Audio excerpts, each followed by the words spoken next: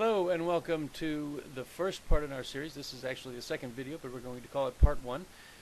In this video we're going to talk about beer, some of its history, where beer is theorized to have developed, and then we'll talk about where beer is now and where beer might be going here in the future. Without further ado, we're going to jump right in.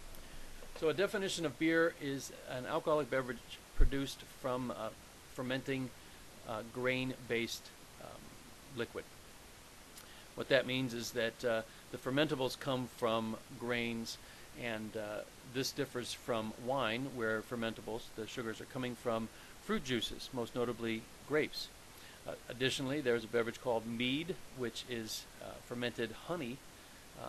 Honey is diluted in water, and that is fermented, and that produces mead. You can add fruit juices, spices, herbs, etc. to make varieties of mead as well. We're going to talk about beer, so moving on. Some of the history of brewing and beer in human culture and civilization. It's theorized that probably started around the time that humans began domesticating the wild grasses they found. They ultimately developed those into the various grains that we have today. That could be as far back as 10,000 years ago. Again, they show that wherever they began to find grain being grown, that beer was also in production.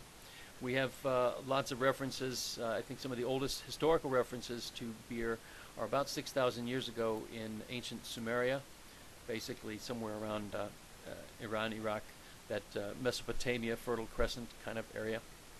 There's also recordings in Egypt, India, China.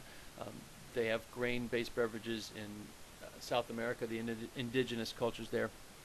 So we find that beer has been linked intricately with human civilization for thousands of years. This slide shows a clay tablet around 3000 BC. Again, for people that might be missing the math, that's about 5,000 years ago. This was a recipe for beer.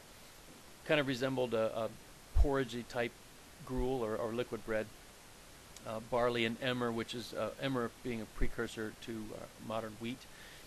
There were spices and fruits in this recipe. Hops were not known at the time. Finally, this reason that folks drank a lot of beer and began doing beer, the process of brewing actually helps deal with any contaminants and pathogenic bacteria, pathogenic organisms.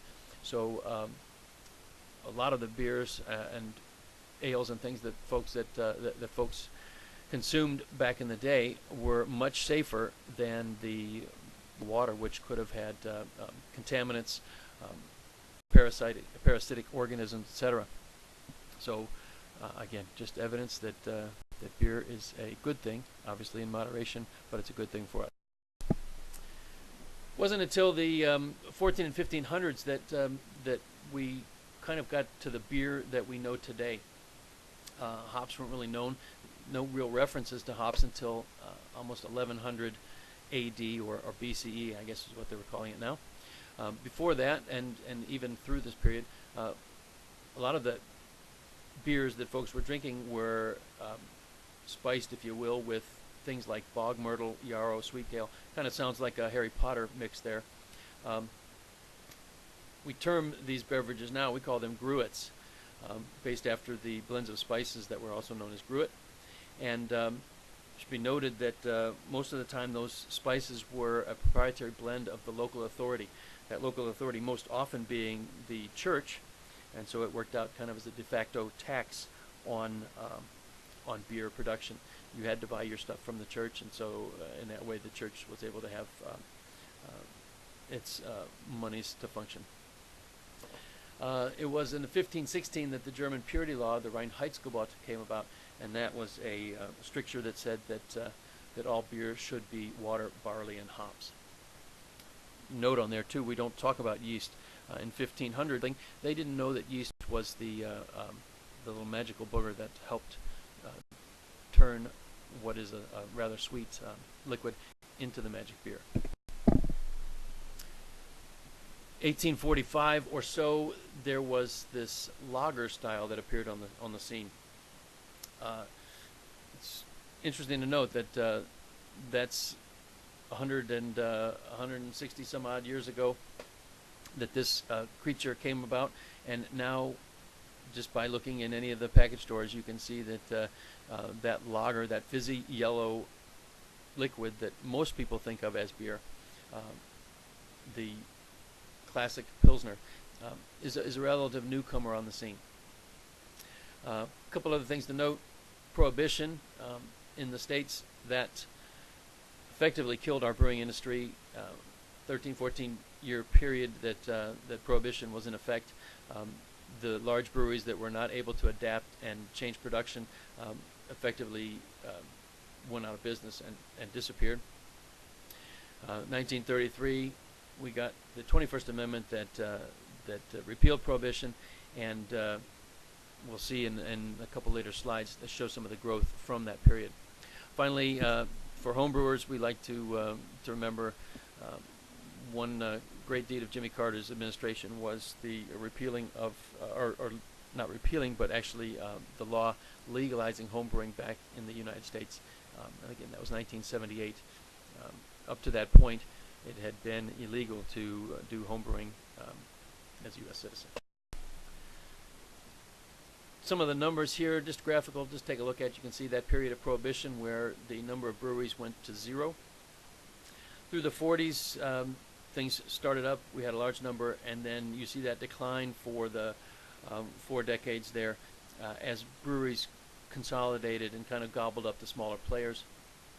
Finally, with one could argue that legalizing home brewing kind of gave craft brewing a kick in the seat, and you see that rather explosive growth of the craft beer smaller breweries after that point, and you see almost exponential growth going on there. In this next slide shows the last 5 years and the growth that's going on. Be noted that it wasn't until 2014 that we actually got back to the number of breweries that were in the States. I think it was 1874 was the peak number of breweries that were in the U.S., and that was just shy of 3,100 breweries. So that said, obviously you see that craft beers, it's on its way. Where are we going from here? Craft beer continues to expand. If you come into Haversham Beverage, you can see we've got 2 full aisles, and we're working on our beer cooler now. You go to almost any good size beverage store, and you'll see that craft beer section continuing to grow. How is that doing there? A lot of brewers are coming up with styles of beer that maybe were ancient or almost lost history.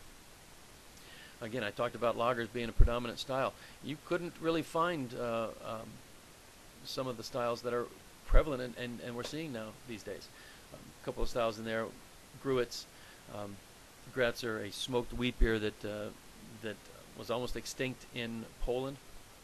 Goes, if anybody's had any of the Westbrook Goes, that's making great strides in the market. A number of other folks that have made that Goes, which is a salty, spiced, wit style of beer. They're also discovering and trying new styles.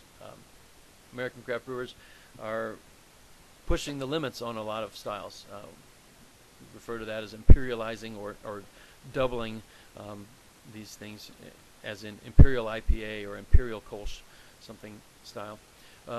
There's some hybridization going on where we take a couple styles and combine them together and see what we get. Who knows what? I have the question marks there. Who knows what the next styles might be? Finally, it's worth noting that the big guys in brewing, the Budweiser, Miller, Coors group, they're beginning to make their forays into craft beer.